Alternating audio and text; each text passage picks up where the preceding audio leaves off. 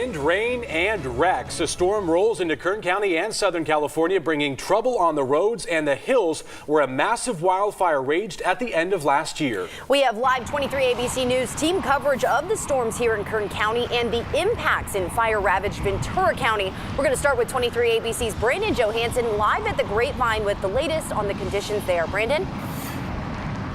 That's right, guys. I chose a really bad day to not bring a hat to work. If you can tell, it's very windy up here at the base of the Grapevine. I'm looking back behind me just here at the north and southbound lanes of the I-5. Just sprinkles right now, but as you can probably see, that wind not messing around up here, and we're expecting it to get worse. Expecting high wind gusts up here through the pass, as well as rain later tonight that's going to reduce visibility. And as we expect and prepare for the worst up here, that rain that we saw earlier today causing problems already on Kern County roadways. They were pretty busy this morning. As our first storm of 2018 works its way into Kern County, it's been causing headaches for drivers and law enforcement. We had several crashes where people slid off the roadway, slid off the freeway as they were trying to enter onto the freeway on the on-ramp and just kind of went off the embankment. Robert Rodriguez says the California Highway Patrol investigated 25 crashes in the Bakersfield area between 4 a.m. and 2 p.m. on Monday.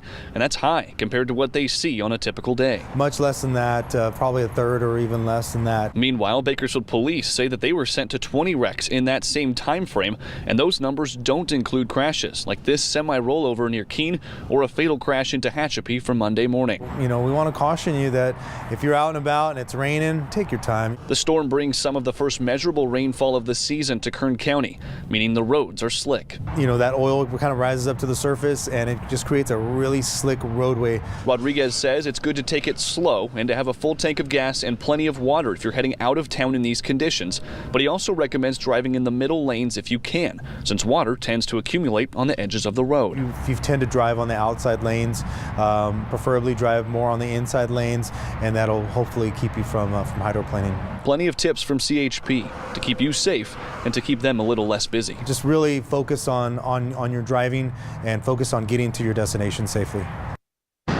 Now we have a wind warning in effect here at the Grapevine. It's running until 7 a.m. tomorrow.